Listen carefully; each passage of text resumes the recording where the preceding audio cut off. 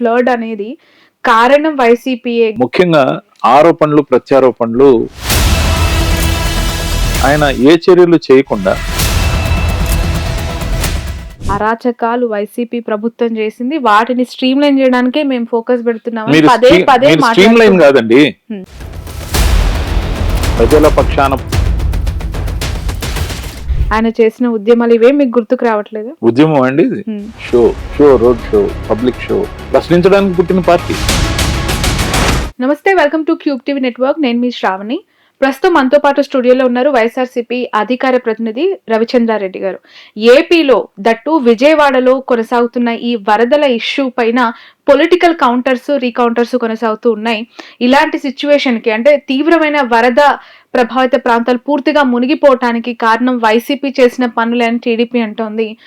టీడీపీయే సరిగా చూసుకోవట్లేదు, కావాల్సినవన్నీ సమకూర్చట్లేదు కాబట్టే వైసీపీ ఇలాంటి ఆరోపణలు చేస్తుందని ఆ పార్టీ సమర్థించుకుంటుంది. అసలు ఏం జరుగుతుంది? గత 5 ఏళ్లలో జరగాల్సిన డెవలప్మెంట్స్ లేదంటే ఇలాంటి అనేక లోటుపాట్లు సరిచేయకుండా వైసీపీ అక్కడ అధికారం కొనసాగించింది. అసలు పార్టీ పరిస్థితి ఏంటి? అలాగే ఈ కౌంటర్స్ పైన, వరదకి సంబంధించి కొనసాగుతున్న ఈ చర్చ పైన పూర్తి వివరాలు మాట్లాడదాం రవిచంద్రారెడ్డి గారితో. సార్ నమస్తే. నమస్తే అండి శ్రావణి గారు. గత 4 రోజులుగా విజయవాడ పరిస్థితి మనం చూసాము. అది మనం క్యాపిటల్ సిటీగా కూడా టీడీపీ దాన్ని క్లెయిమ్ చేసుకునే పరిస్థితుల్లో అనుకోని ఈ ప్రకృతి విపత్తు, ఈ ఫ్లడ్ అనేది కారణం వైసీపీయే. గత 5 ఏళ్లు పట్టించుకోకుండా ఒంటెద్దు పోకడలతో పోవటం వల్లనే ఇలాంటి పరిస్థితి దాపురించింది అని టీడీపీ ఆరోపిస్తోంది. దాన్ని ఎలా చూస్తారు? మీరు కారణమా, వాళ్ళు కారణమా, ఏమంటారు? ముఖ్యంగా ఆరోపణలు ప్రత్యారోపణలు రాజకీయాలకి అతీతం కాదు. ఏ రోజు కూడా రాజకీయాల్లో ఇవి సహజమైన అంశాలు. కానీ ప్రకృతి విపత్తు పెద్ద ఎత్తున పరిణమించబోతుందని గవర్నమెంట్ కి అలర్ట్ అనే సమాచారం ఇవ్వాలన్న ఆలోచన చంద్రబాబు నాయుడు గారు ఎందుకు చేయలేదో అర్థం కాదు. 28 ఆగస్టున మధ్యాహ్నానికే భారీ ఎత్తున విపరీతంగా వాన కురిసే అవకాశం ఉందని, అంచనాలకు మించి విపత్తు జరిగే ప్రమాదం ఉందని చెప్పినప్పుడు నష్ట నివారణ చర్యల కోసం ఎక్కడైతే లో ఏరియాలు ఉన్నాయో, సింగ్ నగర్ కానీ, లేకపోతే అయోధ్య కాలనీ కానీ, ఆంధ్రప్రభ కాలనీ కానీ, మరి భవానీపురం కానీ, లో ఏరియాస్ లో అందరికి అలర్ట్ ఇవ్వడం కానీ, వాళ్ళకి కావాల్సిన మినిమం నీడ్స్ ముందే సమకూర్చమని కాదు, ప్రభుత్వం సమాయత్తమై సమకూర్చుకోవడానికి కావాల్సిన ఏర్పాట్లు కానీ, వాటర్ బాటిల్స్ కానీ, లేకపోతే మినిమం నీడ్స్ కానీ, ఇవన్నీ ఏం చేయకపోగా ఎన్డీఆర్ఎఫ్ ని ఎందుకు అలర్ట్ చేయలేదు? స్టేట్ డిజాస్టర్ మేనేజ్మెంట్ వాళ్ళని ఎందుకు అలర్ట్ చేయలేదు? అంటే వాన వచ్చి, వరద వచ్చి ఊరిని ముంచేసి, తర్వాత ప్రజలు చీకట్లో 2 రోజులు 3 రోజులు ఉన్నప్పుడు, ఆకలితో అల్లాడుతున్నప్పుడు, పసిబిడ్డలు, చిన్నారుల తల్లులు ఎవరైతే ఉన్నారో, వృద్ధులు ఉన్నారు, వికలాంగులు ఉన్నారు, వీళ్ళందరికీ 2 రోజులు 3 రోజుల పాటు కరెంట్ లేకుండా, వాటర్ లేకుండా, మొత్తం ఇళ్ళన్నీ కూడా ఏదైతే బురద నీరుతో సరౌండెడ్ ఉన్నాయో, మంచినీళ్లు దొరక్కపోతే ఎంత ప్రమాదం అంటే డయేరియా ప్రబలే అవకాశం ఉంటుంది, విషజ్వరాలు వచ్చే అవకాశం ఉంటుంది. కానీ వీటిలన్నిటిని పరిగణలోకి తీసుకోకుండా కరెంట్ రేటు ప్రికాషనరీగా ఆపాల్సి వస్తుంది ఫ్లడ్స్ వస్తే, ఆ వైర్ లేకుండా తెగిపడతాయి కాబట్టి. కానీ తీసుకున్న జాగ్రత్తలు ఏంది? ఆకలితో అలమటించే వాళ్ళని పరామర్శించాలి కానీ ఫోటో ఫోజుల కోసం ఆయన ఉంటున్న ఇల్లు ఎటు మునిగిపోతుంది కాబట్టి కలెక్టరేట్ లో సురక్షితంగా విజయవాడకు వచ్చి మకాం వేసి, ఇక్కడి నుంచి నేను అన్ని పర్యవేక్షణ చేస్తానంటే అడ్డంగా దబాయిస్తారు. నిన్న కూడా మీ అందరి ఇల్లు మునిగినాయి, నా ఇల్లు కూడా మునిగిందని. ముఖ్యంగా దాని లోతులోకి పోయే ముందు ఆయన ఇల్లు గురించి ఆయన ఏ చర్యలు చేయకుండా బోట్ వేసుకుని అందరికి చేతులు తిప్పుతూ పనికి చేయాల్సిన యంత్రాంగాన్ని అంతా ఆయన పక్కన పెట్టుకుని వాళ్ళ నుంచి ఆదేశాలు, గతంలో మనం చూసాం జగన్మోహన్ రెడ్డి గారు ఎప్పుడైనా వరదలు కానీ ప్రకృతి విపత్తులు జరుగుతున్నప్పుడు యంత్రాంగాన్ని మొత్తాన్ని ఆర్గనైజ్ చేసేవాళ్ళు, కూర్చొని సమీక్ష చేస్తూ స్ట్రీమ్ లైన్ చేసేవాళ్ళు. స్ట్రీమ్ లైన్ చేసిన తర్వాత ఆ నష్ట నివారణ చర్యలన్నీ కూడా ప్రజల్లోకి పోయి వాటిని అదుపులోకి వచ్చిన తర్వాత ముఖ్యమంత్రి గారు అక్కడికి వెళ్ళి వాళ్ళని పరామర్శించి ఏదన్నా బాధితుల్ని లెఫ్ట్ అవుట్ చేసామా, వాళ్ళకి ఇంకా చేయాల్సిన మేలు ఏదన్నా ఉందా, ఎవరినైనా అలక్ష్యానికి గురి చేశారు అధికారులని చూడాలి. అలా కాకుండా యంత్రాంగాన్ని మొత్తం కలెక్టర్ని మరి రెవెన్యూ సిబ్బందిని అందరినీ తనతో పెట్టుకోవడంతో పాటు ఉన్న బోట్లు బాధితుల కోసం వాడాల్సిన ఒక దాంట్లో ఆయన దగ్గరుండి పర్యవేక్షించటము రాష్ట్ర ముఖ్యమంత్రిగా అది తన కర్తవ్యం, బాధ్యత కదా. అలా పర్యవేక్షించడం అయితే కరెక్ట్. అసలే మీ ముఖ్యమంత్రి పరదాలు కట్టుకొని రావటము, రావాల్సిన చోటికి అసలు రాకుండా ఉండడం, 5 ఏళ్లు గడిచిపోయాయి, ఇప్పుడు కూడా సమర్థిస్తారా దాన్ని? పర్యవేక్షించడం అయితే కరెక్టే, కానీ పర్యవేక్షించడం అంటే ఫోటోలకు ఫోజులు నేను అడుగుతున్నాను, వీడియో కెమెరాలతో మీడియా కెమెరాలతో మీకేంటి పని? మీరు పర్యవేక్షిస్తున్నారు, మీకు ఎంతసేపు ప్రచారం కావాలి. ప్రతి క్రైసిస్ ని మీరు ఆపర్చునిటీగా మార్చుకుంటారని మీ డిక్షనరీలో రాసుకున్న గొప్ప పదం అది. చంద్రబాబు నాయుడు గారు యథేచ్ఛగా చెప్తారు, ప్రతి క్రైసిస్ ని నేను ఆపర్చునిటీగా మార్చుకుంటాను.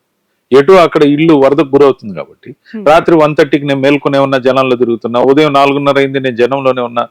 అంటే మీరు తిరగాల్సిన బోటు, మీ చుట్టూ ఉన్న ఏదైతే భద్రత కోసం కేటాయించిన బోట్లు సామాన్య జనానికి ఉపయోగించి తరలించే పని చేయకుండా కలెక్టర్ గారిని, రెవెన్యూ సిబ్బందిని మీతో పెట్టుకోవడంతో పాటు హోమ్ మినిస్టర్ గానీ, లేకపోతే బోండా గారు, ఉమా గారు కానీ, లేకపోతే మిగతా వాళ్ళందరూ కూడా, మీ యంత్రాంగము, మీ మంత్రులు అందరూ కూడా మీరు బోటు షికార్ని ఎంజాయ్ చేస్తున్నట్టు కనపడింది. కానీ బాధ్యత ఎక్కడుంది అంటున్నాం. ఒక్కొక్కరు చిన్నపిల్లల్ని చూపిస్తూ ఎత్తుకుని ఆకలితో ఉన్నామని కడుపు చూపిస్తుంటే హాయ్ హాయ్ అని చెప్పి చేతులు ఊపడం అనేది, నేను ఉన్నానని ధైర్యం ఇచ్చే సాహసం చేయలేనప్పుడు మీకు అర్జెంటుగా చేయాల్సిన వాళ్ళు చేయనీయకుండా మీరు పోయి ఫోటోలు ప్రదర్శన ఏంటి? అంటే నేను ఇక్కడే ఉన్నా, ఇక్కడే ఉంటాను. ఖచ్చితంగా తప్పు జరిగింది. చంద్రబాబు నాయుడు గారు చేసిన పెద్ద పొరపాటు తీసుకోవాల్సిన జాగ్రత్తలు తీసుకోకపోవడం, లో లెవెల్ వారిని తరలించి వాళ్ళకి పునరావాసం కల్పించకపోవడం, కరెంటు లేక, మంచినీళ్లు లేక ఆకలితో అలమటించే వాళ్ళకి ముందు ఆ సహాయ కార్యక్రమాలన్నీ ఆచరణలో పెట్టాక తాను పరామర్శకు పోకుండా ఏదైతే చేశాడో, ఆయన వయసుకు మించి ఎప్పుడు మీడియాను నమ్ముకొని ఏదైతే ఫోకస్డ్ గా ఆయన ఉంటే చాలు, ప్రజలు ఏమైనా ఇబ్బంది లేదు. వయస్సుకు మించి సాహసోపేతంగా అలాంటి వరద నీటిలో ఆయన చేస్తున్న కృషి కావచ్చు, ఆయన పడుతున్న తపన మీకు కనిపించట్లేదా? వద్దని అంటున్నామండి. ఆ మీరు ఏజ్ లో ఎంతసేపు మీరు ఆ పడ్డ తపనంతా అంటే రాష్ట్ర ముఖ్యమంత్రిగా కాదండి, మీరు పడ్డ తపనంతా కూడా విజిబుల్ గా ప్రూఫ్ ఉంటే గానీ అది ప్రజల్లోకి పోదని మీకు తెలుసు. అంటే మీరు ఏదో చేస్తున్నట్టు ప్రొజెక్ట్ అవ్వాలనుకున్నారు, కానీ మీలో చిత్తశుద్ధి ఉంటే కెమెరాలన్నీ పక్కన పెట్టి వెళ్ళి పరామర్శించే వాళ్ళకి కావాల్సిన అరేంజ్ చేయండి. అంటే మీరు నేను పొయ్యానని చూపించుకోవడానికి ఆ విజువల్స్ కోసం తాపత్రయపడ్డారే కానీ కెమెరాలు లేకుండా పోయి ఏమన్నా సహాయం చేశారా? ఈ రోజున వైఎస్ఆర్సీపీ ఎక్కడికక్కడ కార్యకర్తలు గాని, నాయకులు గాని, మా ఇంతకు ముందు పోటీ చేసిన వెల్లంపల్లి శ్రీనివాస్ గారు కానీ, లేకపోతే దేవినేని అవినాష్ గారు కానీ, సామినేని ఉదయభాన్ గారు కానీ, మల్లాది విష్ణు గారు కానీ, చుట్టుపక్కల నాయకులు, కార్యకర్తలు మమేకమైపోయి ఎక్కడికక్కడ ఆహార పొట్లాలు అందిస్తూ, ఎక్కడికక్కడ స్థానికంగా సమస్యలను పరిష్కరిస్తూ, ఇల్లు కూలిపోయి చనిపోతే వాళ్ళ గురించి సమాచారం ఉండదు, ఆ బాడీలు ఏమో ఎవరికి తెలియదు, బుడమేరు దగ్గర నుంచి ఏదైతే కొన్ని ప్రాణాలు గల్లంతే వాగులో కొట్టుకుపోయారో వాళ్ళ గురించి డీటెయిల్స్ ఉండదు, ఎక్కడ ఏ డీటెయిల్స్ టెలికాస్ట్ కాకుండా ఎందుకు భయభ్రాంతులకు గురి చేస్తున్న సమాచారం ప్రభుత్వం సమగ్రంగా ఇవ్వాలి. మీడియాని ఎందుకు అదుపు చేస్తుంది? అంతేకాదు విజయవాడ మునిగిపోయింది చూపిస్తున్నారు. ఈయన ఏర్పరిచిన మహానగరం అమరావతి ఏమైందో ఎవరికి తెలియదు. అమరావతి విజువల్స్ రాకుండా ఎన్ని జాగ్రత్తలు తీసుకున్నారంటే దాదాపు పోలీస్ యంత్రాంగాన్ని అంతటినీ అక్కడే మోహరించారు. ఎందుకంటే అమరావతి వాటర్ సిటీ అయిపోయిందని, అమరావతి నీళ్లలో మునిగిపోయిందని కానీ తెలిస్తే అక్కడ రియల్ ఎస్టేట్ మళ్ళీ జీవితంలో లేదు, ఇక్కడ ఇది నివాసయోగ్యం కాదని తెలిసిపోతుందన్న భయం. స్వయంగా ఆక్రమణదారుడు చంద్రబాబు నాయుడు గారు. ఇక్కడ హైదరాబాద్ లో హైడ్రా గురించి మనం వింటున్నాం. ఆంధ్రాలో కానీ హైడ్రా మొదలు పెడితే మొట్టమొదటి చంద్రబాబు నాయుడు గారి ఇల్లుతోనే మొదలు పెట్టాల్సి వస్తుంది. అదే ఆయన ఇల్లా, లింగంనేని గారి ఇల్లా, గిఫ్టెడా, లేకపోతే క్విడ్ ప్రోకనా, ఈ రోజుకి స్పష్టత రాదు. తండ్రి కొడుకులు, ఒక మినిస్టర్, ఒక ముఖ్యమంత్రి దాంట్లో నివాసం ఉంటున్నారు. మీకు తెలుసు ఎన్జిటి నామ్స్ ప్రకారం నదీ పరివాహక ప్రాంతంలో 500 మీటర్ల వరకు నివాసాలే ఉండకూడదు. జగన్మోహన్ రెడ్డి గారు ఒక ప్రయత్నం చేస్తే కోర్టుకు వెళ్లి అద్దుద్రాన్ని స్టేలు తెచ్చుకుని వ్యవస్థలను అడ్డం పెట్టుకుని అక్రమ కట్టడంలో నివాసం ఉంటున్న ఏకైక ముఖ్యమంత్రి ఈ దేశంలో ఉన్నది ఎవరైనా ఉన్నారంటే ఒక్క చంద్రబాబు నాయుడు గారే. ఇక్కడ మనం చూస్తున్నాం కాలేజీల చెరువుల దగ్గర, చెరువులు కాదండి, కృష్ణమ్మ ఒడిలో ఉంటున్నాడు ఆయన. నిద్ర లేచి ఆయన కృష్ణమ్మ ఒడిలో ఉంటూ ఏదైతే అన్యాయానికి పాల్పడుతున్నాడో అక్కడి నుంచే ఈ దుర్మార్గం స్టార్ట్ అయింది. హెలిప్యాడ్ కూడా నది గర్భంలో వేసుకున్న గొప్ప గనుడండి. హైడ్రా పంతి చాలా బాగుంది అని చెప్పి జనసేన పార్టీ నుంచి నాగబాబు గారు కూడా ట్విట్టర్ లో రేవంత్ రెడ్డి గారికి అభినందనలు, శుభాకాంక్షలు తెలియజేశారు. అద్భుతంగా పనితీరు ఉంది అని చెప్పి కొనియాడారు. అది ఏపీలో రావాలంటారా? అలాంటిది ఏపీలో ఖచ్చితంగా జరిగి తీరుతుందండి. ఇప్పుడు కోర్టుకు పోయినా మేము ఖచ్చితంగా పోరాడుతాం దీని మీద. ఎందుకంటే అక్రమ కట్టడాలు ఏవైతే ఉన్నాయో నదీ గర్భంలో ఉన్నాయి, ముఖ్యంగా కృష్ణా నదీ గర్భంలో. కరకట్ట అంటే ఏంటంటే హద్దు అండి. ఆ హద్దు లోపల నదిని ఆనుకొని నిర్మాణాలు ఉంటే కొట్టేయాలని జగన్మోహన్ రెడ్డి గారు చేసిన ప్రయత్నాన్ని సఫలీకృతం కాకుండా వ్యవస్థలను అడ్డం పెట్టుకుని ఏ విధంగా అయితే వీళ్ళు కోర్టులకు పోయి స్టేలు తీసుకొచ్చారో, వాటిలో నివాసం ఉండడానికి ముఖ్యమంత్రిగా ఉన్న తర్వాత కూడా ఆయనకి బాధ అనిపించట్లేదు. మరి దాంట్లో నిధి నిక్షేపాలు ఉన్నాయా లేకపోతే ఇంకేమైనా ఉన్నాయో తెలియదు. కానీ ఈ రోజు ఒక ముఖ్యమంత్రిగా ఆయన కోరుకుంటే ఒక 100 కోట్లతో ఎవరో ఒకరు నిర్మించిస్తారో, ఆయన కావాలంటే అత్యుత్తమమైన బంగ్లాను లీజుకు తీసుకుని ఆయన విజయవాడ నగరంలోకి వచ్చి ఉండొచ్చు. కానీ ఎందుకు అంత మొండి పట్టు నాకైతే అర్థం కాదు. ఉమ్, ఆ నది గర్భంలోనే నేను నివాసం ఉంటా, అడ్డంగా దబాయిస్తా. నిన్న సగం యంత్రాంగం ఆ ఇంటిని మునిగిపోకుండా కాపాడడానికి ఏదైతే చంద్రబాబు నాయుడు గారు తాపత్రయపడ్డారో దాని అదే చుట్టూ ఆయన ఇంకో కట్ట పోయటం, దాని చుట్టూ కంకర పోయటం, ఇసుక పోయటం. అవన్నీ వైసీపీ చేస్తూ ఉన్న చిల్లర రాజకీయాలు అని చిల్లర చెప్పి రాజకీయాలు కాదండి. చంద్రబాబు నాయుడు గారు చంద్రబాబు- నా ఇల్లు కూడా అందరి ఇళ్ళలాగే కొట్టుకొని పోతూ ఉన్న పరిస్థితి అని చెప్పి ఆయన నా ఇల్లు అని క్లెయిమ్ చేసినందుకు కేవలం జగన్ కళ్ళల్లో ఆనందం చూడడం కోసం ఇలాంటి కమెంట్స్ చేస్తూ ఉంటారా రవిచంద్ర గారు? వైసీపీ అధికార ప్రతినిధులు అవ్వచ్చు, ఆ పార్టీ నాయకులు అవ్వచ్చు. నేను జగన్ కళ్ళల్లో ఆనందం చూసేది ఎప్పుడంటే జనం కళ్ళల్లో ఆనందం చూసినప్పుడు. ఎందుకంటే జగన్మోహన్ రెడ్డి గారు జనం కళ్ళల్లో ఆనందాన్ని తన ఆనందంగా భావిస్తారు కాబట్టి. ఈ ఆరోపణలో నిజం లేకపోతే మీరు ఎన్నైనా అనొచ్చు మమ్మల్ని, కానీ ఈ ఆరోపణలు అక్షర సత్యం కదా, విజువల్ ప్రూఫ్స్ ఉన్నాయి కదా. ఒక్క డ్రోన్ అలౌ చేయట్లే, ఒక్క మీడియాను అలౌ చేయట్లే. చంద్రబాబు నాయుడు గారు ఇల్లు ఏమన్నా నిషేధిత ప్రాంతమా? కాదు కదా. మరి అమరావతి విజువల్స్ తీసుకోవడానికి జర్నలిస్టులు ఎందుకు పంపట్లా? కోర్టులకు బోట్లలో పోవాలనా? హైకోర్టుకు బోట్లలో పోతున్నారు జడ్జీలు. మరి ఇది ఎక్కడ విచిత్ర పరిణామం అంటే, ఇంకా ఏమీ జరగకముందే అమరావతికి ఉన్న ముప్పు ఏందో చూసాం మనం.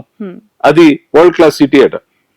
మరి అమరావతి అనే రియల్ ఎస్టేట్ ఏదైతే గేటెడ్ కమ్యూనిటీగా ఆయన కోసం నిర్మించాలి, ఆయన సామాజిక వర్గం కోసం నిర్మించాలని కలగన్న చంద్రబాబు నాయుడు గారు దాని వాల్యూ పడిపోకుండా ఉండడం కోసం ఆ నీళ్లు తగ్గే వరకు బహుశా మీడియాను ఆ ఏరియాకి అలౌ చేయడు. అందరూ విజయవాడ మునిగిపోయింది అంటున్నారు.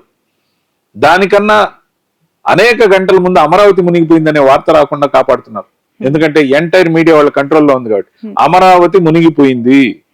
సార్, మీడియా కంట్రోల్ టీడీపీ చేతిలో ఉంది, మీడియాని కంట్రోల్ చేస్తున్నారు అద్భుతంగా అని మీరు విమర్శిస్తున్నారు. కానీ విజయవాడ కార్పొరేటర్ మీ పార్టీకి సంబంధించి, లోకల్ బాడీ లీడర్స్ అంతా కూడా మీ పార్టీకి సంబంధించిన వాళ్ళే, ఎక్స్ ఎమ్మెల్యేస్ అంతా కూడా మీ పార్టీకి సంబంధించిన సీనియర్ నాయకులు అక్కడ ఉన్నారు. మీరు దానికి సంబంధించిన ఎవిడెన్సెస్ కావచ్చు, అక్కడ ఉన్న పరిస్థితులు కావచ్చు, అక్కడ ఉన్న వాతావరణాన్ని క్యాప్చర్ చేసి ఎందుకు ఫోకస్ చేయట్లేదు? మీరు ఎందుకు బయట 100% మేము ప్రభుత్వంలో లేకపోయినా మాకు సొంత నిధులతో, పార్టీ నిధులతో వీళ్ళందరూ కూడా ఏదైతే లోకల్ ప్రతినిధులు ఎవరైతే ఉన్నారో శక్తి వంచన లేకుండా భోజనం ప్యాకెట్లు కానీ మంచినీళ్లు కానీ ఇవ్వడం, ప్రాథమిక అవసరాలు తీర్చడం, కుదిరితే మెడిసిన్స్ ఇవ్వడం కూడా చేస్తున్నారు. గ్రౌండ్ రియాలిటీ ఇది. అందుకే ముఖ్యంగా ఈరోజు మనం చెప్పాలంటే, తాను చాలా పెద్ద విజనరీ అని, అమరావతిలో ఒలింపిక్స్ పెడతాన్న మహానుభావుడు, సునామీని సింగిల్ హ్యాండ్ తో కంట్రోల్ చేస్తాన్న చంద్రబాబు నాయుడు గారు అలాంటి మాటలకు పరిమితంగానే జగన్మోహన్ రెడ్డి గారు ఎప్పటి నుంచో పెండింగ్ లో పెట్టింది తన ఆచరణ సాధ్యంగా చేసి చూపించింది. ఈ రోజు కృష్ణలంక వాసులను కాపాడింది. ఇంత వరద 11 లక్షల క్యూసెక్కులు వచ్చిన వరదని తట్టుకొని నిలబడడానికి కొనసాగించిన ఆ రీటైనింగ్ వాళ్ళు కాదా? మరి ఎప్పుడు కృష్ణలంక ప్రజలందరూ కూడా ఏ చిన్నపాటి వరద వచ్చినా అక్కడి నుంచి పొలోమని సామాన్లు తీసుకొని పునరావాస కేంద్రానికి వెళ్ళేవాళ్ళు. ఈసారి సురక్షితంగా వాళ్ళ ఇళ్లలో ఉన్నారే. దానిపైన కూడా రాజకీయం కొనసాగుతుంది రవిచంద్రారెడ్డి గారు. అసలు అది మొదలు పెట్టింది టీడీపీ, అది ఫస్ట్ ఫేజ్ అంతా కూడా వాళ్ళ హయాంలోనే జరిగింది.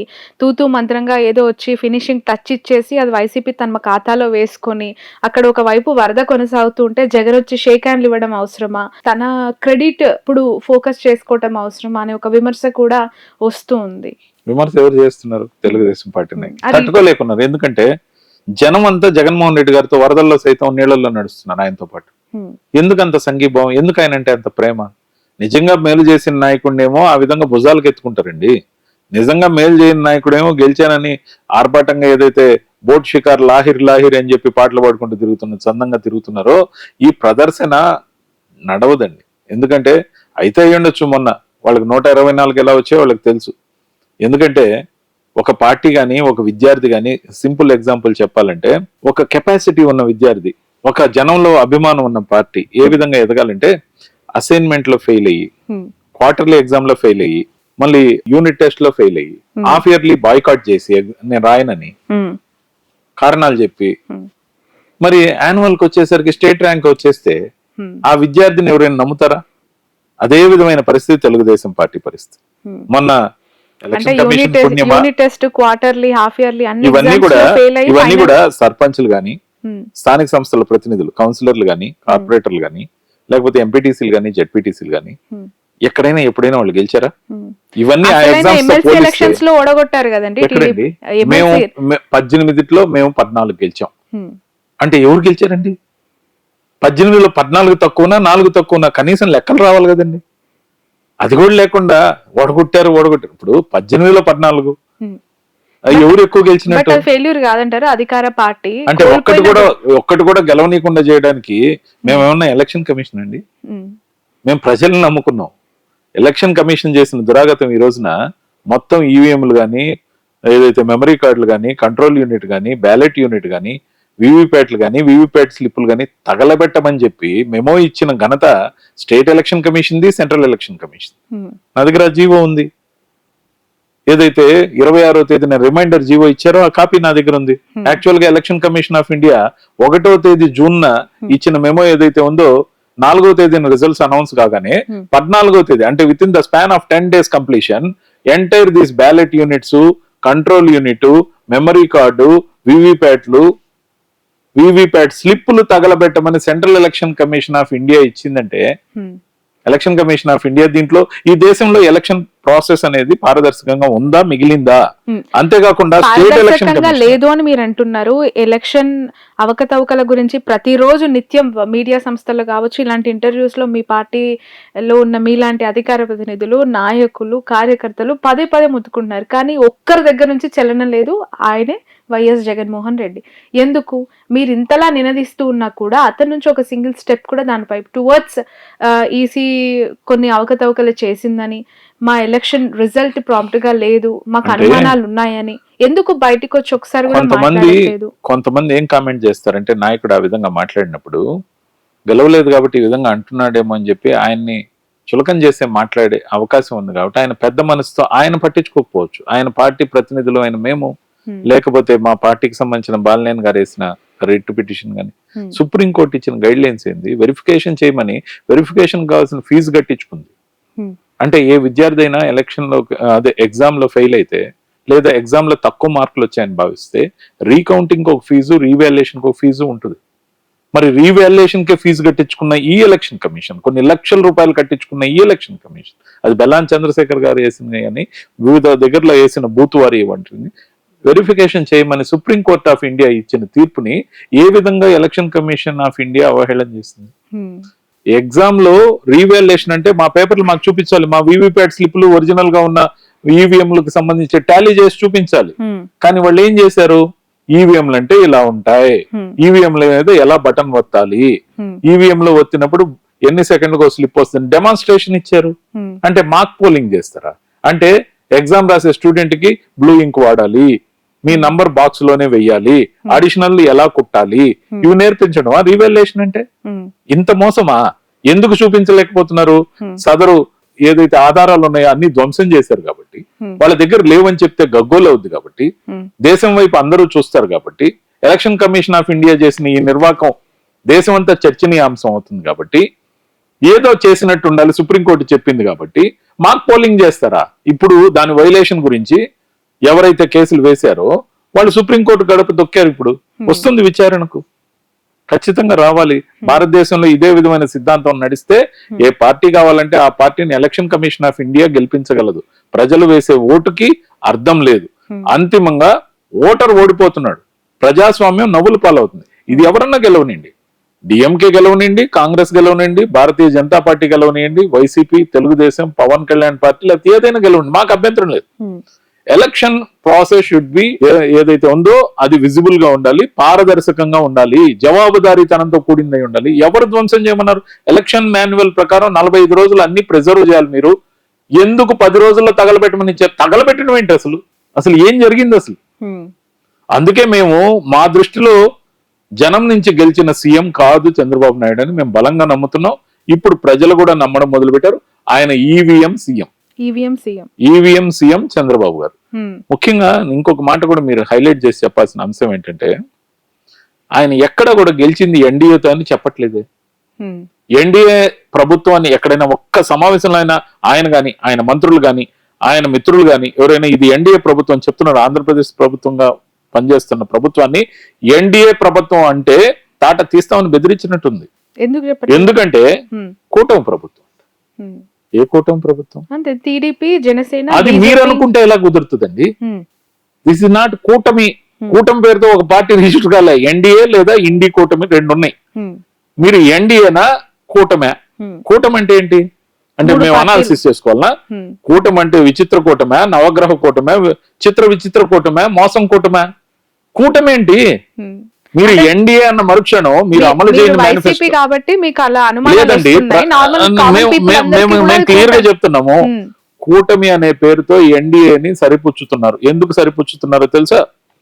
ఈ రోజున Telugu Desam party, Janasena party, BJP మంత్రి పదవులు పంచుకున్నాయి, కలిసి కొనసాగుతున్నారు. కానీ వాళ్ళకి కామన్ మినిమం మేనిఫెస్టో లేదు. భారతీయ జనతా పార్టీ వాళ్ళ మేనిఫెస్టోని టచ్ చేయడానికి కూడా ఇంట్రెస్ట్ చూపించలేదు. ఆ విజువల్స్ సజీవంగా ఉన్నాయి.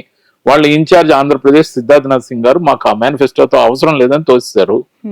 గెలిచిన తర్వాత ప్రజాగళం పేరుతో ఇద్దరు ముఖ చిత్రాలతో ఇచ్చిన మేనిఫెస్టో ప్రజాగళం ఏదైతే ఉందో, చంద్రబాబు నాయుడు గారు, పవన్ కళ్యాణ్ గారు హామీలు ఏమి అమలు చేయకపోతే పవన్ కళ్యాణ్ గారు ఎందుకు నిద్రపోతున్నారో మాకు తెలియదు. ప్రశ్నించడానికి పుట్టిన పార్టీ, 21 రాత్రికి వచ్చిన పార్టీ, ఎక్కడ ఏ అభ్యర్థి పోటీ చేస్తాడో చివరి నిమిషం వరకు తెలియని పార్టీ, ఎలక్షన్ కమిషన్ మంది అయితే 21 గెలిచిన పార్టీ, ఏ నియోజకవర్గంలో ఎవరు పోటీ చేస్తారో తెలియని పార్టీకి 21 మరొకరికి 10కి 8, మరొకరికి ఏమో ఏకంగా 133. రాత్రికి రాత్రి ఎందుకంటే జనసేన చేసిన ఆందోళనలు, నిరసనలు, రోడ్డు మీద పడుకొని అవన్నీ అలౌ correct అండి. చేయకపోతే, అభ్యర్థి బాబు ఎవరు? అరెస్ట్ అయినప్పుడు పవన్ కళ్యాణ్ పార్టీ ఆయన చేసిన నిరసనలు కావచ్చు, అక్రమంగా అరెస్ట్ చేశారు చంద్రబాబును, అందుకే నేను పొత్తు పెట్టుకుంటానని చెప్పి ఆయన చేసిన ఉద్యమాలు ఇవేం మీకు గుర్తుకు రావట్లేదు? ఉద్యమం అండి ఇది. Road show, public show. ఎందుకంటే ప్రతి దానికి ఒక లెక్క ఉంటుంది. పవన్ కళ్యాణ్ ఆయన ఎప్పుడో చెప్పాడు, నాకు కొంచెం తిక్కు ఉంటుంది కానీ దానికి ఒక లెక్క ఉంటుంది అని. అది ప్రూవ్ చేశాడండి ఆయన. ప్రతి దానికి ఆయనకు దగ్గర ఒక లెక్క ఉంది. ఆ లెక్క ఎంత అనేది మాకు తెలియదు. కడప జిల్లాలో అయితే లెక్క అంటే డబ్బని లెక్క. మరి ఈ లెక్క ఆ లెక్కనా, కాకపోతే ఇది అకౌంట్సా లేకపోతే వేరే మ్యాథమెటిక్సా మాకు తెలియదు. కానీ పవన్ కళ్యాణ్ గారు ఈ రోజు నిద్రపోతున్నారా, నిద్ర నటిస్తున్నారా? అమలు చేయని హామీల గురించి నిన్న సెప్టెంబర్ 2 అండి, జగన్మోహన్ రెడ్డి గారు నడుంలో నీళ్ళల్లో నడుస్తున్నారు. పవన్ కళ్యాణ్ గారు ఎక్కడున్నారు? డిప్యూటీ సీఎం గారు బర్త్డేకి ఏమన్నా డెస్టినేషన్కి వెళ్ళి ఎంజాయ్ చేస్తున్నారా? కనపడరేంటండి? ట్వీట్ ద్వారా కూడా స్పందించరేంటండి? ఆయన వార్ రూమ్ లో కూర్చొని స్ట్రీమ్ లైన్ చేస్తున్నారు. ఎక్కడుంది వారు లేదు, రూము లేదు. ఆయన ఎక్కడ రూమ్ లో ఉన్నాడో ఎవరికి తెలియదు. ముఖ్యంగా పవన్ కళ్యాణ్ గారు గెలిచిన తర్వాత అప్పుడప్పుడు ఆయన బాధ్యత సక్రమంగా నిర్వర్తిస్తున్నట్టు కొన్ని విజువల్స్ ప్రొజెక్ట్ చేయడం తప్ప, ఆంధ్రప్రదేశ్ లో ఈ 90 రోజుల్లో, రేపటికి 90 రోజులు, ఇప్పటికే 90 రోజులు అయింది. 100 రోజులు కంప్లీట్ అవుతుంది. 100 రోజులు కంప్లీట్ కాబోతుంది. ఒక్క సమస్య మీద ఆయన అడ్రస్ చేశారా? ముఖ్యంగా తెలుగుదేశం పార్టీ ప్రజాగళం పేరుతో ఇద్దరికి జాయింట్ గా ఇచ్చిన మేనిఫెస్టో అమలు కాకుంటే అడ్రస్ చేశారని మీరు ప్రశ్నించే ముందు అక్కడి నుంచి వస్తున్న ఒక కౌంటర్, 5 ఏళ్లలో చెయ్యకూడని అక్రమాలు, అరాచకాలు వైసీపీ ప్రభుత్వం చేసింది, వాటిని స్ట్రీమ్ లైన్ చేయడానికే మేము ఫోకస్ పెడుతున్నాం. స్ట్రీమ్ లైన్ కాదండి, అక్రమాల గురించి మీకు 5 సంవత్సరాల సమయం ఇచ్చారు కదా. ఈ 5 సంవత్సరాల సమయంలో కక్ష సాధింపులకి మీరు తెరలి తీశారు కదా, అవి చేసుకుంటూనే ప్రజలకు మేలు చేయండి. 5 సంవత్సరాలు దీనికి మాత్రం పరిమితం చేస్తారా మీ పవరు? అంటే ఇచ్చిన హామీలు అమలు చేయరా? 3 నెలలకి కనీసం ఎంత పర్సెంటేజ్ ఆఫ్ హామీలు అమలు చేశారో చెప్పండి. అంతేకాదు ప్రజల కోసం మీరు ఏం చేయబోతున్నారో చెప్పండి. ముఖ్యంగా నీకు 15,000 నీకు 15,000 తల్లికి వందనానికి శటకోపం పెట్టారు. నాడు నేడుని కాయలా పెడుతున్నారు. ఏదైతే మిడ్ డే మీల్ లో పిల్లలు ఉసురు పోసుకుంటున్నారు, సరైన క్వాలిటీ ఇవ్వట్ల. అన్నా క్యాంటీన్లని అదొక మోసపూరితమైన చర్య. పేదవాడికి భోజనం పెడితే తప్ప అంటారు. ఉచితంగా పెట్టండి, 5 రూపాయలు కూడా అవసరం లేదు, పెట్టండి. కానీ 5 రూపాయలు రాసే లెక్క ఎంత? మీరు పెట్టేది ఎంతమందికి? 100 మందికి పెడితే 1000 మందికి రాస్తున్నారని అందరూ అంటున్నారు. దానికి మీరు ప్రభుత్వం తరపున సబ్సిడీ ఇస్తున్నప్పుడు దాదాపు 75-78 రూపాయల దాకా సబ్సిడీ మీరు గవర్నమెంట్ సైడ్ నుంచి ఇస్తున్నప్పుడు మమ్మల్ని ఎద్దేవా చేశారు కదా వైసీపీ కలర్స్ వేసుకుంటున్నారని. మీరు ఎందుకు అన్నా క్యాంటీన్ కి ఎన్టీఆర్ ముఖ చిత్రం, చంద్రబాబు నాయుడు ముఖ చిత్రం, మరి ఎల్లో కలర్, రెడ్ కలర్ వేశారు? పవన్ కళ్యాణ్ బొమ్మేది? ఎక్కడికక్కడ స్వార్థం, ఎక్కడికక్కడ తాను చేసిందే కరెక్ట్ అనే భావజాలం ఏదైతే అంటే ఆల్రెడీ అన్న క్యాంటీన్స్ గతంలో కూడా కొనసాగాయి కదా, ఆ ప్రభుత్వ కూటమి లేనప్పుడు కూడా అవి కూటమి కాదండి, ఎన్డీఏ ఏదైతే ఉందో గతంలో కూడా ఎన్డీఏగానే ఉంది. ఎన్డీఏ ప్రభుత్వమే రన్ అయింది, ఇప్పుడు కూడా ఎన్డీఏ ప్రభుత్వమే రన్ అవుతుంది. ఈ క్వశ్చన్స్ అన్ని ఎవరు అడగాలండి? ప్రతిపక్షంగా మిగిలిన ఏకైక పార్టీ ఆంధ్రప్రదేశ్ లో వైఎస్ఆర్సీపీ. ప్రజల పక్షాన పోరాడుతున్న ఏకైక పార్టీ వైఎస్ఆర్సీపీ తప్ప ఆంధ్రప్రదేశ్ లో ప్రతిపక్ష పార్టీయే లేదు. ఎందుకంటే అధికారంలో ఉన్నది తెలుగుదేశం పార్టీ, జనసేన, ఏదైతే బీజేపీ ఉందో అఫిషియల్ గా ఎన్డీఏ రూపంలో పరిపాలిస్తుంది. అనఫిషియల్ గా కాంగ్రెస్ పార్టీ కమ్యూనిస్టులతో కలిసే కొనసాగుతున్నాడు చంద్రబాబు నాయుడు గారు. చూడండి, వరదలు వచ్చినాయి, విజయవాడ అంతా బురదగా ఉంది. కానీ ఎక్కడైనా ఒక స్టేట్మెంట్ ఉందా వరదల గురించి, కాంగ్రెస్ పార్టీ నుంచి, కమ్యూనిస్టుల గురించి? ఎక్కడైనా ఒక స్టేట్మెంట్ వాళ్ళు అమలు చేయని హామీల గురించి ఉందా? ప్రశాంతంగా ఉంది ఆంధ్రప్రదేశ్. ఒక్క వైఎస్ఆర్సీపీతోనే వాళ్ళకి ప్రాబ్లం. ఎందుకంటే ప్రజల తరపున గొంతెత్తేది ఒక్క వైఎస్ జగన్మోహన్ రెడ్డి గారు, ఒక్క YSRCP party. So YSRCP versus all parties in Andhra Pradesh అనే రాజకీయం నడుస్తుంది. ఎక్కడున్నాయి ప్రతిపక్షాలు? ప్రతిపక్షాలు కనీసం అప్పుడైనా ఒక ప్రెస్ స్టేట్మెంట్ ఇవ్వాలంటే అది కూడా జగన్మోహన్ రెడ్డి గారిని అప్పుడెప్పుడో జరిగిందని చెప్పి ఆరోపణ చేయడం కాదు. ఇప్పుడు అసలు ఏం నడుస్తుంది? ప్రజలు తీర్పు ఇచ్చారు, అది ఈవీఎంల ద్వారా ఇచ్చారని మీకు అర్థమైందా ఏంటి? గమ్మునున్నారు ఎందుకు? అంటే ఎప్పటికప్పుడు చంద్రబాబు నాయుడు గారు పొత్తులు మారుస్తుంటారు కాబట్టి ఈసారి ఏమన్నా మాతో పొత్తుకొస్తారు అనుకుంటున్నారా? ఖచ్చితంగా కూడా శోచనీయమైన అంశం. ముఖ్యంగా అమరావతి అనే నగరం రాజధానిగా పనికిరాదనేది సుస్పష్టంగా తెలిసిపోయింది కాబట్టి వాళ్ళు దాన్ని ఎంత ప్రూవ్ చేయడం కోసమే ప్రకాశం బ్యారేజ్ కి గండ్లు పెట్టడం గానీ, బోట్లు అడ్డేయడం గానీ, అయ్యో గండ్లు ఏంటండి, మాకు డ్యామేజ్ వైసీపీ సహాయం చేయాల్సింది డ్యామేజ్ చేస్తుంది. ప్రభుత్వం తరపున పోలీసు యంత్రాంగం మొత్తం కూడా చంద్రబాబు నాయుడు గారి చేతిలో ఉంది. అసలు వైసీపీకి సంబంధించిన ఆఫీసర్లే పనిచేయట్లేదు అంటారు ముఖ్యమంత్రి గారు. ఆఫీసర్లు వైసీపీ కొంతమంది, ఆఫీసర్లు ఇంకా ఉన్నారని చెప్పి వైసీపీ కొంతమంది ఆఫీసర్లు, లేకపోతే జనసేన కొంతమంది ఆఫీసర్లు, తెలుగుదేశం ఆఫీసర్లు ఉండరండి. ఆఫీసర్లు are they are bureaucrats, they will be like that. మీరు వచ్చిన మొదటి రోజు నుంచి ఎక్కడైతే రెడ్డి ఉన్నాడో అనే డ్రైవర్ గాని, అటెండర్ గాని, ఐపీఎస్ గాని, ఐఏఎస్ గాని అందరిని లేపేశారు కదా. మీకు అనుకూలమైన అన్ని స్థానాల్లో కూర్చోబెట్టేశారు కదా. మొదటి 30 రోజుల్లోనే చేశారు కదా. ఎక్కడ పోస్టింగ్ లేకుండా వాళ్ళని వీఆర్ లో పెట్టారు కదా. కులం మీద కక్ష తీర్చుకుంటున్నారు కదా. అయినా మీకు కావాల్సిన వాళ్ళందరినీ నియమించుకొని ఏదో కుంటి సాకులు చెప్తామంటే ఎలాగండి? ఈ ప్రభుత్వాన్ని ఏమనాలి? ఖచ్చితంగా అంటున్నారు, పెట్టే శాపనార్థాలు ఎంత బలంగా ఉన్నాయో తెలుసా? బెజవాడ నగరం దద్దరిల్తోంది. ఖచ్చితంగా కూడా ఆయన చేయాల్సిన సమీక్ష సెక్రటేరియట్ లో కూర్చొని చేయాల్సింది. సెక్రటేరియట్ ఉందా? సెక్రటేరియట్ ఆయన పోలేడు, పోతే ఆ విజువల్స్ వస్తాయి.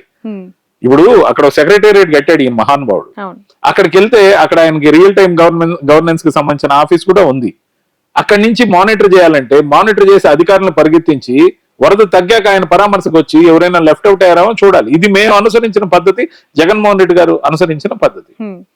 అమరావతిలోకి పోతే బోట్ మీద అసహ్యంగా ఉంటుంది, మార్కెటింగ్ పడిపోద్ది, రేపు రియల్ ఎస్టేట్ లేదని చెప్పి అమరావతి వైపే పోలా. అందుకని వరదల బోట్లు వేసుకొని తిరుగుతున్నారు. Yes exactly. ఎందుకంటే ఉన్న 7-8 బోట్లు మొదట్లో ఉన్న వాటిని అన్ని వాళ్లే కబ్జా చేశారు జనం కోసం. ఇప్పుడు పడుతున్న కష్టాలను చూస్తున్న ముఖ్యమంత్రిగా, వాళ్ళ బాధలను తీర్చాలనుకుంటున్న ముఖ్యమంత్రిగా మీకు ఎందుకు చంద్రబాబు కనిపించట్లేదు ఈ సమయంలో? మీకు తెలుసా అండి, ఎంత సింపుల్ తెలుసా అండి? ఆ బోట్లన్నీ జనానికి ఇచ్చి వాళ్ళని లేటుగా ఆయన తరలించడానికి ఆయన ఏరియల్ వ్యూలో మొత్తం చూస్తే ఉన్న సమస్య గంటల అర్థం ఉంది. ఆయనకు కావాల్సిన గంటల అర్థం కావడం కాదు. బా నేను మాస్ హుదుహుద్దుని నేనే ఆపా, ఆ రోజు నేనే చేశా. ఆ రోజు బస్సులో సుదీర్ఘంగా ఉండి ఏం చేశాడో అందరికి తెలుసు. సో ఖచ్చితంగా కూడా ఆ లోతులకు పోయే బదులు ఇప్పుడు తాజాగా విజయవాడకు సంబంధించినంత వరకు ఆయన చేసిన నిర్వాకం ఏంటంటే, ప్రకృతి ఏ విధంగా ఎక్కువ శాతం వాన కురిపించిన మ్యాన్ మేడ్ డిజాస్టర్ గా చంద్రబాబు నాయుడు గారిదే బాధ్యత. మేము పరదాలు కట్టుకు తిరిగాం అంటే మాకు జనం తాకిడి ఎక్కువ, మీకు జనం రారు కదా. మీకు జనం ఎక్కడ వచ్చారు? 100%. ఎప్పుడు మాకు జన సందోహం. ఇప్పుడు మీరు నిన్న చూశారు, చంద్రబాబు నాయుడు గారిని తిట్టడానికి వస్తున్నారు తప్ప కనీసం మీరు బాగా చేస్తున్నారు సార్, మాకు కూడా కొంచెం అందించండి, తొందర చేయండి, ఎవరన్నా ఒక మాట అంటున్నారా? పచ్చి బూతులు తిడుతున్నారు, శాపనార్థాలు పెడుతున్నారు.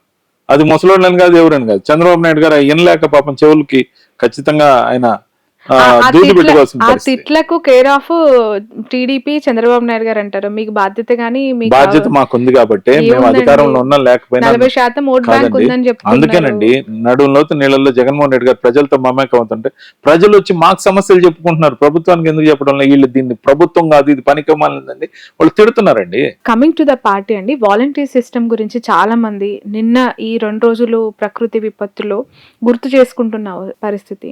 వాలంటీర్లు ఉండుంటే బాగుండేది, వాళ్ళ సేవలు తీసుకుంటే బాగుండేది అని చెప్పి ప్రభుత్వ పరంగా వాలంటీర్ల వ్యవస్థ ఏదైతే వైఎస్ఆర్సీపీ ప్రభుత్వం తెచ్చిందో, ప్రజలకి అత్యుత్తమమైన సేవలు అందడానికి, తక్షణ సహాయం అందడానికి, కోవిడ్ లాంటి మహమ్మారి ఉన్నప్పుడు కూడా ధైర్యంగా ప్రజల ఇళ్ల గడపలకి వెళ్ళి ఏదైతే మెడికల్ కిట్లు కానీ, మాస్కులు కానీ ఇవ్వడంతో పాటు, కూరగాయలు ఇవ్వడంతో పాటు, ఆహారం కానీ, లేకపోతే ఫీవర్ సర్వే కానీ, ఆశా వర్కర్ని, అంగన్వాడీలతో పాటు వ్యవస్థను పరుగులెత్తించారు. దానివల్ల వాలంటీర్లని పూర్తిగా ఇన్వాల్వ్ చేసి మేము ప్రభుత్వం తరంగా పనిచేసిన దాంట్లో పార్టీ కార్యకర్తలు కూడా కొంతమంది నష్టపోయిన దాన్ని మనం చూసాం ఈ ఎలక్షన్లో. కానీ పార్టీ కన్నా కూడా ప్రభుత్వ పరంగా ప్రజలకు దగ్గర అవ్వాలని చేసిన ప్రయత్నం ఏదైతే ఉందో, వాళ్ళని 5,000 రూపాయలు ఏంది మీకు ఎలా సరిపోద్దని 10,000 రూపాయలు ఇస్తానని చెప్పి ఎలక్షన్ హామీగా చంద్రబాబు నాయుడు గారు చెప్పి, ఈ వ్యవస్థని అలాగే ఉంచుతాను మేము వస్తే రద్దు చేయమని చెప్పి వాళ్ళని మోసం చేసి గత 3 నెలలుగా ఆ వ్యవస్థని ఖాయిలా పెట్టి, ఈ 3 నెలల నుంచి వాళ్ళకి ₹1 జీతం 5,000 కూడా ఇవ్వకుండా ఏదైతే ఆపు చేశాడో, దానివల్ల తక్షణ సహాయం వాలంటీర్ల నంబర్లు ప్రజలందరి దగ్గర ఉన్నాయండి. ప్రతి వార్డులో ఉన్నాయి, ప్రతి గ్రామాన ఉన్నాయి.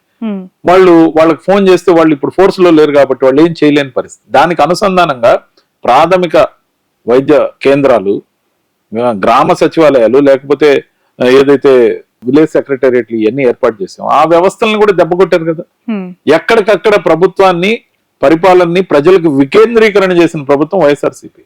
ఈ రోజున వీళ్ళు దాన్ని అన్నిటినీ, ఆ వ్యవస్థను తుడిచేసి రేషన్ వాహనాలను కూడా రేపు ఇళ్ల దగ్గరికి లేకుండా ఇప్పటికే ఆపేసి మళ్ళీ రేషన్ డీలర్ల వ్యవస్థకు తెరదీసి అనేక రకాలుగా ఆరోగ్యశ్రీని కూడా పనిచేయిస్తారా అనే నమ్మకం లేకుండా గాల్లో పెట్టి ఆరోగ్యశ్రీని కూడా అమలు చేయకుండా పెట్టేస్తారన్న భయంతో ఉన్నారు ప్రజలు. ఎందుకంటే ఒక్కొక్కరికి 25 లక్షల వరకు దాన్ని ఎక్స్టెండ్ చేసి ఆరోగ్యశ్రీ అనే దాన్ని వైఎస్ఆర్ గారు ఆరోగ్యశ్రీ పెట్టినప్పుడు దేశానికి ఆదర్శమైంది. ఈ రోజు ఆయుష్మాన్ భారత్ కూడా ప్యారలల్ గా పనిచేస్తుంది. మేము ఆరోగ్యశ్రీని నడపలేమనే స్థితికి ఈ ప్రభుత్వం వచ్చింది. అది ఎంతవరకు కరెక్ట్? అదే విధంగా ప్రైవేట్ అంటే చాలా మోజు. ప్రైవేట్ హాస్పిటల్ బాగా పురోగతిలోకి రావాలి, లాభం సంపాదించాలి, ప్రైవేట్ విద్యాశాలలు బాగా లాభం సంపాదించాలనే ధోరణి ఏదైతే ఉందో, ప్రైవేట్ వ్యవస్థలకు ఊతమిచ్చే ప్రభుత్వం తెలుగుదేశం అండ్ సోకాల్డ్ ప్రభుత్వం. రైట్. బట్ వాలంటీర్ సిస్టమ్ గురించి ఇంత కొనియాడుతూ ఉన్నారు, ఇంత పొగుడుతూ ఉన్నారు, పార్టీకి అదే వెన్నెముక అనుకున్నారు. కానీ వెన్నెముక లాంటి ఒక సపోర్టివ్ సిస్టమ్ గ్రౌండ్ లెవెల్ నుంచి ఉన్న కార్యకర్తలు పూర్తిగా దూరం అయ్యారు అనేది వాస్తవం అంటారా కాదంటారా? మీరు సరైన ప్రశ్న అడిగారు. ప్రభుత్వానికి వెన్నెముకగా వాలంటీర్లు సహకరించారు, కానీ పార్టీకి వెన్నెముక వాలంటీర్లు కాదు.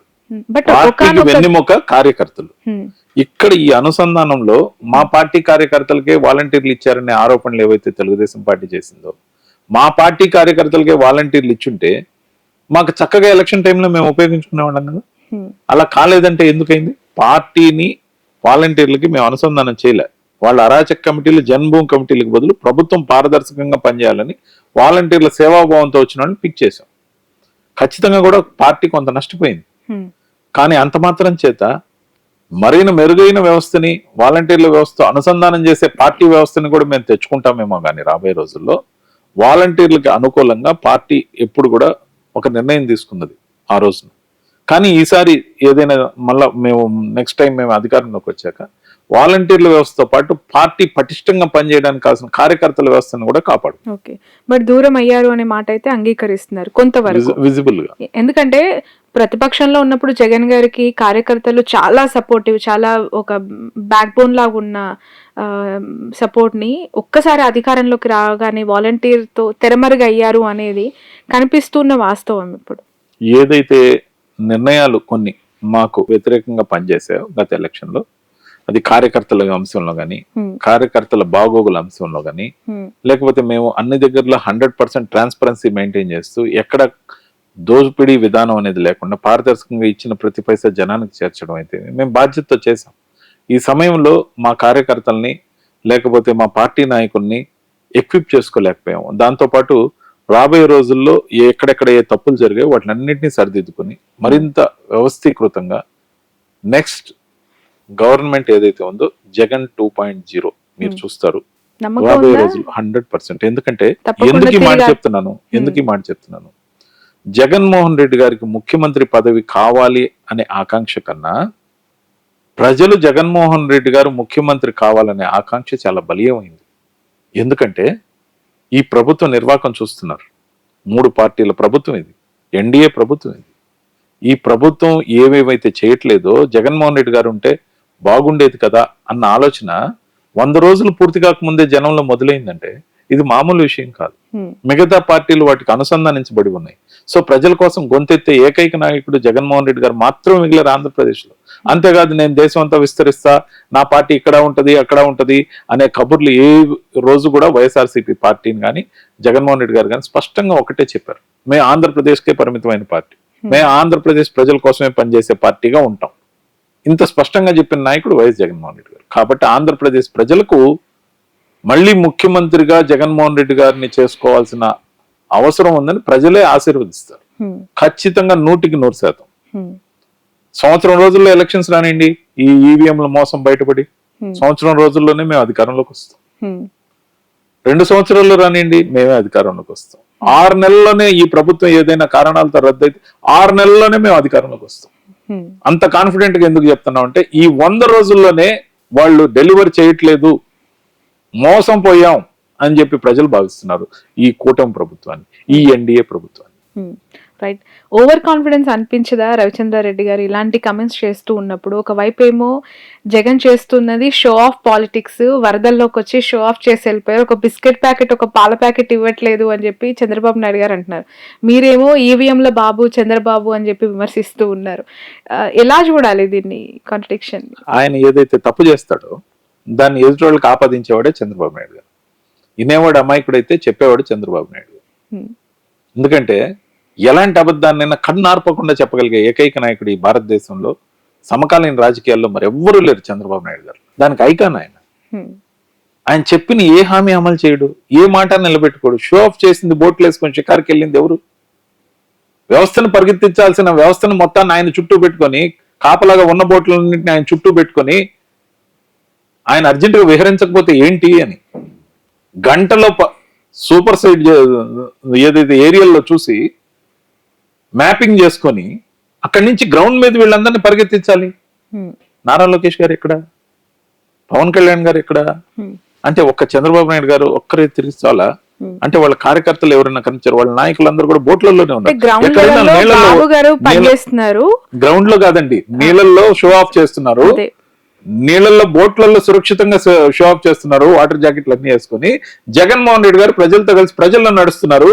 ప్రజల కోసం ప్రతి ఒక్క నాయకుడు చిన్న కార్యకర్త దగ్గర నుంచి వాళ్ళకున్న అందుబాటులో కనీసం ఒక 2-3 ఫ్యామిలీలకైనా అన్నం వండి పెట్టడమో, లేకపోతే భోజనం ప్యాకెట్లు అందించడమో, వాటర్ బాటిల్ అందించడమో, పాల ప్యాకెట్లు అందించడమో, చిన్నారులను కాపాడడమో ఈ మేం చేస్తున్నాం.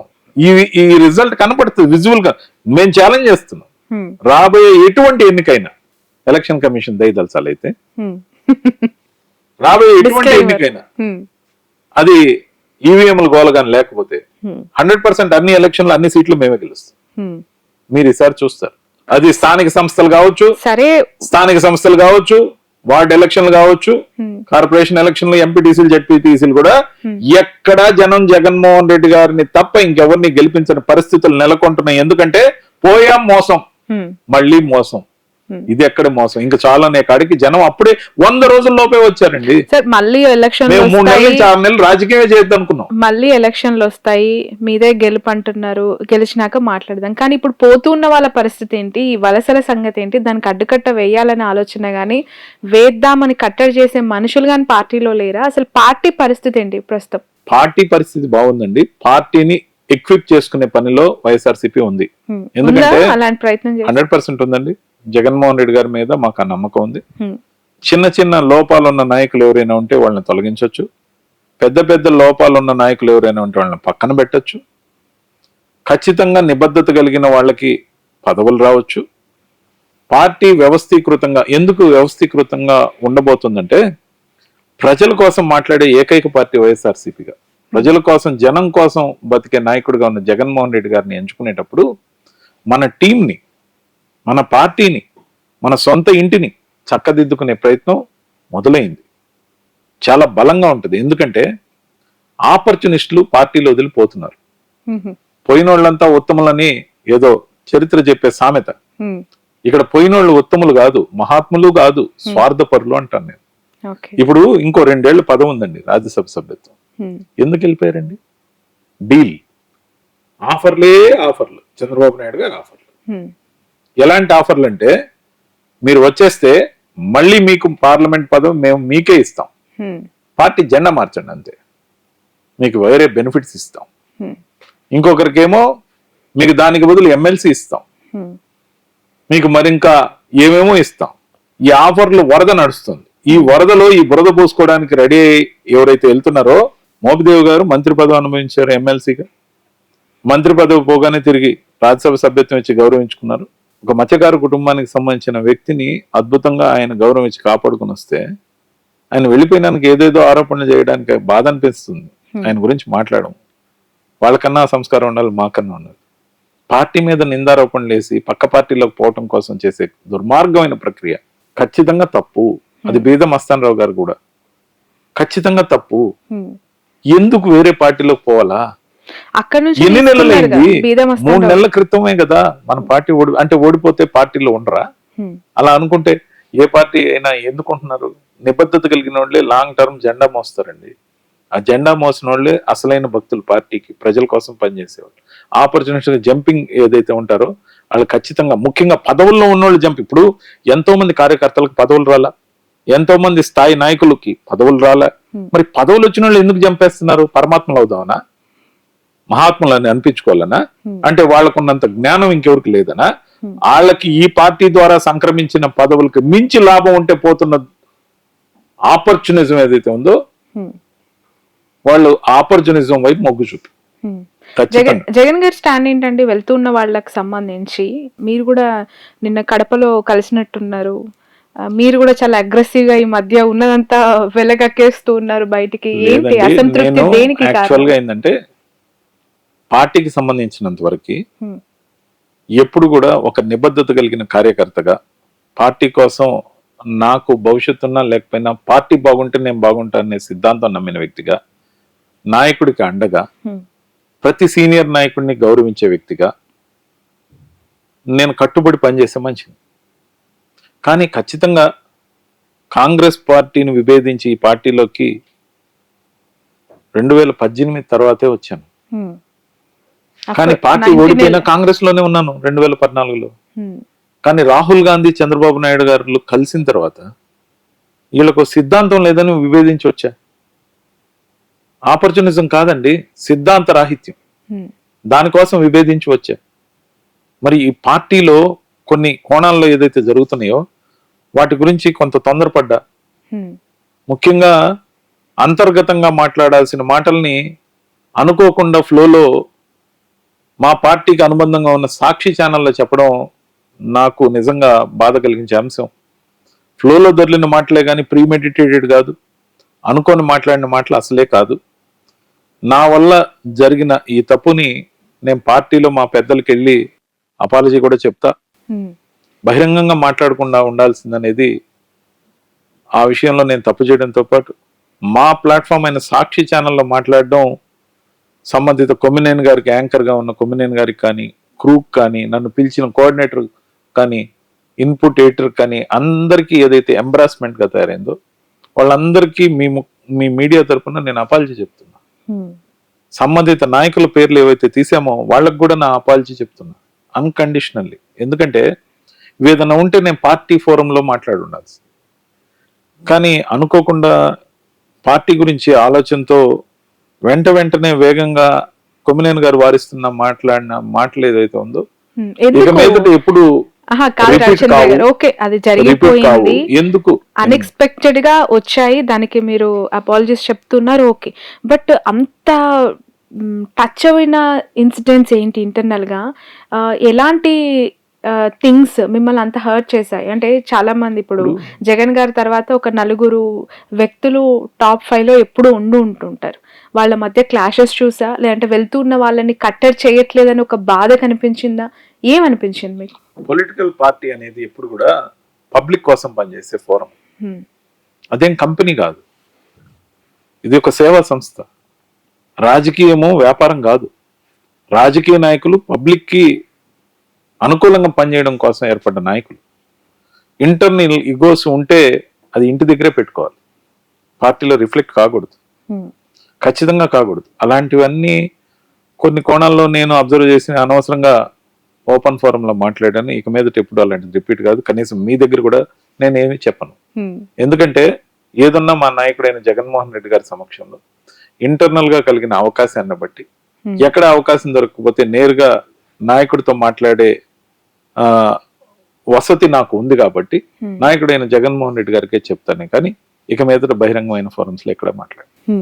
ఎలా ఉండబోతోంది నెక్స్ట్ 4 years ఆఫ్ ఈ ట్రావెల్నెస్ అపోజిషన్ పార్టీ లీడర్గా మీ ప్రయాణం, జగన్మోహన్ రెడ్డి గారి కార్యాచరణ ఏ విధంగా ఉండబోతుంది? నేను ఈ పార్టీలోకి వచ్చినప్పుడు వచ్చే ముందు విజయసాయి రెడ్డి గారి ద్వారా వచ్చా. విజయసాయి రెడ్డి గారు ఢిల్లీలో నాకు కలుస్తూ ఉండేవాళ్ళం కాంగ్రెస్లో ఉన్నప్పుడు. వచ్చిన తర్వాత నీకు ఏం ఆశించి నువ్వు ఏం అడుగుతున్నావు అన్నప్పుడు, నేను ఇక్కడ జాతీయ అధికార ప్రతినిధిగా ఉన్నా, నాకు జాతీయ అధికార ప్రతినిధిగా ఇవ్వండి, దాని తర్వాత మీ ఇష్టం, నేను చేసిన సేవలకు తగ్గ గుర్తింపునివ్వండి అని అడగడం జరిగింది. అదేవిధంగా నాకు జాతీయ అధికార ప్రతినిధిగా ఐడి కార్డు ఇచ్చారు, దాంతోనే పనిచేస్తున్నా. ఖచ్చితంగా కూడా నేను పనిచేసే తీరు చాలా మందికి పార్టీకి సంబంధించిన అంశాలు కానీ, పార్టీకి ఒక స్ట్రాంగ్ డిఫెండర్గా, సమ్ టైమ్స్ అగ్రెసివ్గా కూడా పార్టీ కోసం పనిచేసే వ్యక్తిగా ముద్రపడ్డా. క్యాడర్కి బాగా కనెక్ట్ అయ్యా, దాదాపు అందరు లీడర్లతో సమన్వయం, అందరి దగ్గర మర్యాద కూడా పొందా. నాకైతే పర్సనల్ గా ఎవరితో విభేదాలు లేవు, ఈవెన్ పెద్ద నాయకులతో లేవు, చిన్న నాయకులతో లేవు, వర్గాలు అసలే లేవు. జగన్మోహన్ రెడ్డి గారి కోసమే పనిచేశా. కాంగ్రెస్ లో ఉన్నప్పుడు కూడా వైఎస్ కుటుంబానికి అత్యంత ప్రేమతో పనిచేశా. అప్పటి నుంచి కూడా వస్తున్న దాన్ని, ఆ ప్రేమ ఉన్నప్పటికీ కాంగ్రెస్ ను కూడా వదిలి రాలా, చాలా కాలం రాలా. ఎందుకంటే ఇక్కడ నా సామాజిక వర్గానికి సంబంధించిన వాళ్ళు చాలా మంది ఉన్నారు, ఇక్కడికి పోతే మనకి ఉండే కన్నా ఇక్కడే ఉందాం. కానీ ఎప్పుడైతే సిద్ధాంత రాహిత్యం వచ్చిందో అప్పుడు విభేదించి రావడం జరిగింది. వన్స్ వచ్చి వైఎస్ఆర్సీపీ జెండా పట్టాక ఆ 1వ రోజు నుంచి ఈ రోజు వరకు ఎంత నిబద్ధత అంటే, ముఖ్యంగా నా గురించి నేను చెప్పడం కాదు కానీ, నాకు పార్టీలో ఎదగాలంటే అడ్డదారులు తెలియవు. ఒకరి ద్వారా ఎక్కువ ప్యాంపర్ చేసి, లేకపోతే ఒకరికి వర్గంగా ఉండి నాకు ఇవన్నీ తెలియదు. పార్టీ నాయకుడు బాగుండి, పార్టీ అధికారంలోకి వస్తే, పార్టీ ప్రజలకు సేవ చేసే అంశంలో పార్టీ ఏదైనా పదవిస్తే తీసుకోవడమే. నాకు ఒక కార్పొరేషన్ చైర్మన్ గా ఇచ్చి పార్టీ నన్ను గుర్తించింది, సముచిత గౌరవం ఇచ్చింది. నా ఉద్దేశం, నేను చట్టసభల్లో పోయి మాట్లాడాలనుకున్నా, ఎమ్మెల్సీ అవుతాను అనుకున్నా, కానీ అకామిడేట్ చేయటం ఏదైతే సామాజిక సమీకరణల్లో ఆ టైంలో కుదరలేదు. జగన్మోహన్ రెడ్డి గారు నాకు ఇప్పటికే చెప్పారు, నిన్ను చట్టసభల్లోకి నేనే తీసుకెళ్తా, ఏదో ఒక రకంగా ఏ రూపంలో అయినా తీసుకెళ్తా అని. నాకు సంపూర్ణమైన విశ్వాసం, నమ్మకం ఉంది. ఖచ్చితంగా చట్టసభల్లో నా గొంతు పార్టీకి అనుకూలంగా మాట్లాడాలి. ఒక ధర్మాన ప్రసాదరావు గారు, ఒక రఘువీరారెడ్డి గారు, అనేక మంది వక్తలు ఏదైతే మేము చూసిన వాళ్ళల్లో, మాట్లాడే వాళ్ళల్లో, అసెంబ్లీలో మాట్లాడుతుంటే, అసెంబ్లీలో మాట్లాడే వాళ్లే కాదు, నేషనల్ లీడర్స్ నుంచి కూడా నేను ప్రభావితమయ్యా. ఒక వాజ్పేయి గారు, ఒక చంద్రశేఖర్ గారు, ఒక అద్వానీ గారు, ఒక రాజీవ్ గాంధీ గారు చట్టసభల్లో మాట్లాడేటప్పుడు అనేక మంది లీడర్లు, ముఖ్యంగా ఇప్పుడు కూడా అనేక మంది ఎవరైతే మాట్లాడతారో Hindi speeches, I can speak Hindi very well, such fluency as a Hindi person లాగా నేను మాట్లాడగలను, హిందీ స్పీచ్లు రాయగలను, తెలుగు స్పీచ్లు రాయగలను. నాకున్న జర్నలిజం యాక్టివిటీ ఏదైతే ఉందో దాని ద్వారా నేను సమగ్రమైన అవగాహనతో కరెంట్ అఫైర్స్, రాజకీయ వ్యవహారాలన్నిటి గురించి ఎప్పటికప్పుడు అప్డేటెడ్ గా ఉంటాను. సో దట్ నేను ఏ కంటెంట్ రాసుకొని వెళ్ళను, ఏ కంటెంట్ కూడా ఆ హెడ్లైన్ చెప్తే దాని గురించి అనర్గళంగా మాట్లాడగలను, పబ్లిక్ ని అడ్రస్ చేయగలను, మాస్ గ్యాదరింగ్స్ ని అడ్రస్ చేయగలను. సో నాకు వచ్చిన ఈ స్ట్రెంగ్త్ అంతా కూడా నాకున్న passion about speaking and to pursuing the people in a mass level, అది నన్ను ఏ రోజుకైనా ఒక స్థానంలో కూర్చోబెడుతుందని నమ్మిన సిద్ధాంతం వైఎస్ఆర్సీపీ సిద్ధాంతం. ఈ సిద్ధాంతం కోసం ఎటువంటి రాద్ధాంతం నాకు అసలు ఎవరితో పెట్టుకోవాల్సిన అవసరమే లేదు. కానీ ఒక్కొక్కసారి తెలియకుండా సెల్ఫ్ గోల్స్ వేసుకుంటాను.